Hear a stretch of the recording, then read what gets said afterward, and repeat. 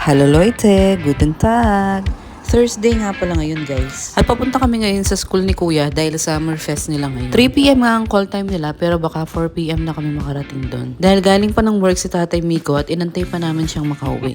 10 to 15 minutes walk lang naman yung papunta sa school ni Kuya. Bago nga pala tong araw na to guys, nag-email yung teacher nila Kuya na magdala na lang daw ng kahit na ano. Kaya nagdala na lang din kami ng cake. First time nga pala namin a-attend sa ganito kaya hindi rin namin alam kung ano yung mga ganap doon. Ito nga palang nilalakad namin, ito rin yung nilalakad ni Kuya pag papunta siya ng school. Bali si Kuya nga pala guys ay nasa Grundschule siya or grade school. At nasa grade 1 siya ngayon. Ang napansin ko nga din dito sa Germany guys, ang education nila ay sobrang low-key. Dahil nung pinasok namin si Kuya sa school, tinanong namin kung ano yung mga programs dito or kung may calendar of events sila. At yun nga guys, hindi niya nabanggit yung parang recognition sa Pilipinas. Bali wala silang quarterly recognition at formal graduation na kagaya sa Pilipinas. Ang Grundschule nga pala dito guys or grade school ay hanggang 4th grade lang. After nun ay mag-move na sila sa secondary school. Ayan guys, andito na nga pala kami sa school at tinahanap namin yung mga kaklase ni Kuya. Pagpasok nga namin dito ay nakita na namin yung mga parents dito. At ang akala nga namin ni Tatay Miko ay naka-organize dito na per group or per grade level kagaya sa Pilipinas. Yung dala-dala namin cake kanina guys, hindi namin alam kung saan namin nilalagay dito.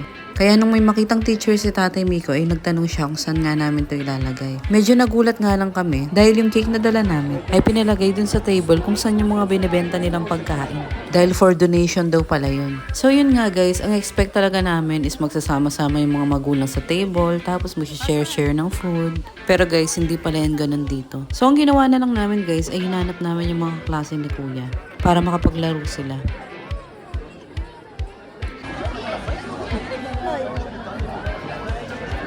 At may mga pa-games nga din pala sila dito. At bawat games dito ay may naka-assign na teacher. Kung gusto ng bata na mag-try ng game is i-approach niya yung teacher, then bibigyan siya ng paper. Nandun yung mga listahan ng games. Then kung ano yung game na tinry ng student is doon nila tatatakan guys. So yung mga games nila dito is walang competition. Yun nga lang din yung napansin ko dito guys, na ina-avoid nila yung competition between sa mga students. Kahit sa mga classrooms nila guys, walang mga rankings yung mga students. Few main reasons nila guys is to protect children's confidence. Para ma-avoid din yung pressure. Para makapag-focus sila sa individual development. Bali, pure aral lang talaga at walang competition dito guys. At yung report card nila guys, hindi siya numerical. Dito guys, mga emoticons, yung happy, sad, tapos yung happy na may crown. At yung report card na pala nila dito guys, hindi siya kagaya sa Pilipinas. Bali dito guys, is parang bond paper lang talaga siya.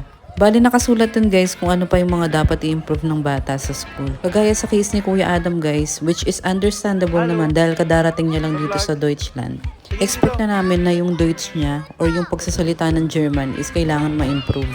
Other than that, ay wala naman siyang problema dito guys. Yan guys ng cake. Tapos, nakakala namin share yun sa buong class. Yun pala, ibibenta pala nila dun sa so kailangan pa namin bilhin, binigay namin ang cake namin. €1.50 lang naman, mag-donation na siya para sa school.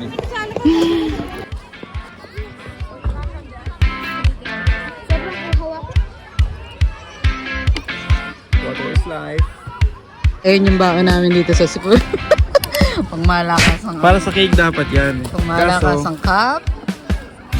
Ang dami namin dalang mga Kaso di namin nakain yung cake. Yun nga lang, di namin nakain yung cake. Sayang. Kailangan pa namin bilhin. Yung binili namin na cake.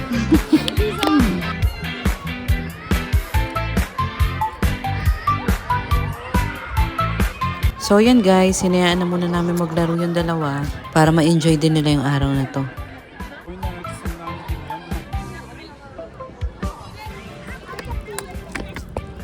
Sige.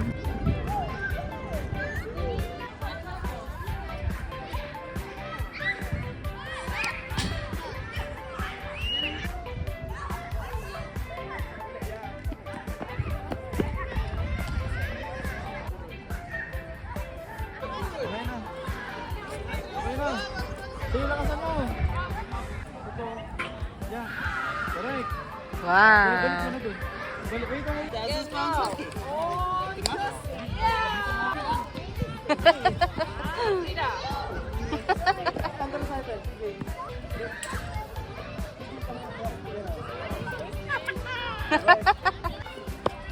Yan. Ayun, dun mo susok mo sa yellow. Dun sa yellow. Again. Pasok mo dun Again. sa yellow. Dali. Pasok mo, pasok mo. Ayun, dali. Pasok mo. Habol mo, habol. Yay! Ayun, dun. Bigay mo, bigay.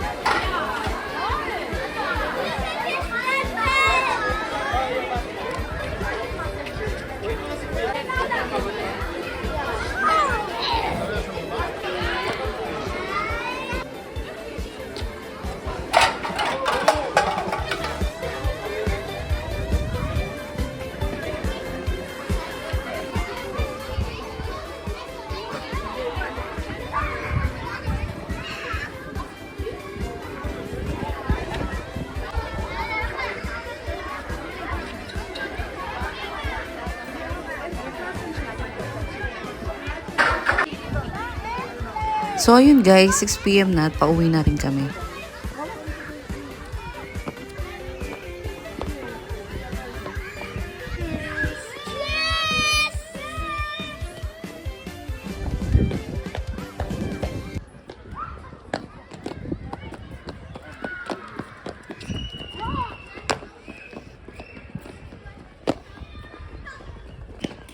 Genau. Und darf ich auch eine Pommes bestellen? Ein Pot. Große Pot. Große. Und ja. Und eine Frage. Darf ich auch eine extra Reis auch bestellen? Okay, genau. Und das war's. Habang naglalakad kami pauwi guys, may nakasalubong kami na kababayan natin.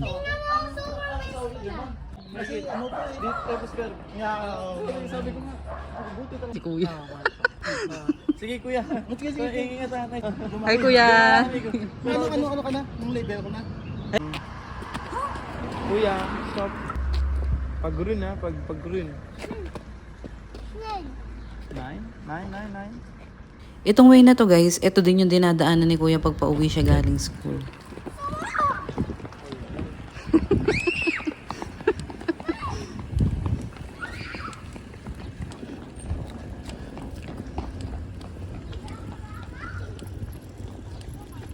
Dito ako ipapanagdiyan. Dito.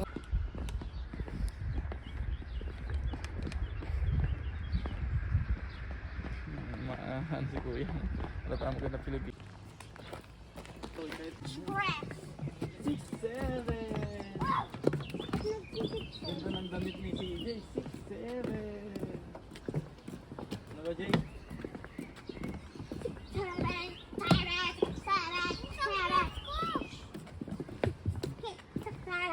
Oh, wait lang. At yun na nga guys, habang naglalakad kami, may nakita kaming cellphone sa upuan. Ano yan? Ano to? Oh. Ah, doon. Iwan na tao. Natin sikot. Baka 0-0 yung pass.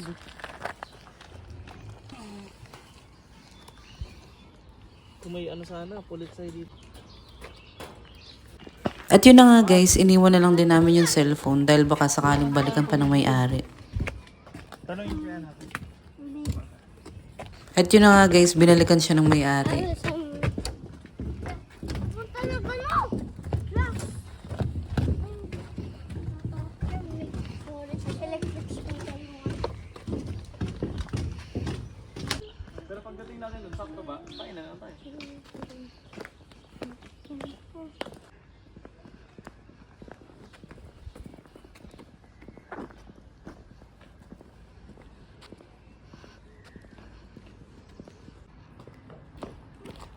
ka na ano?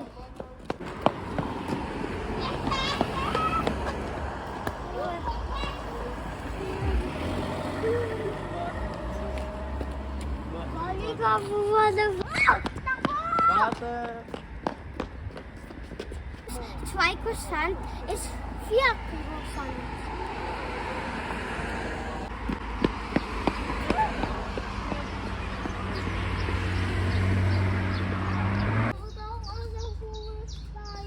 Tingnan mo, smile lang kay nanay. Ay!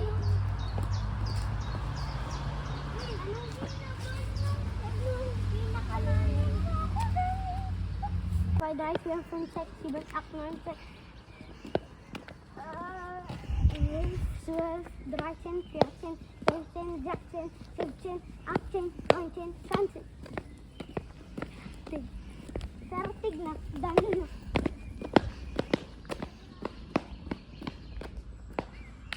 Ito nung isang araw.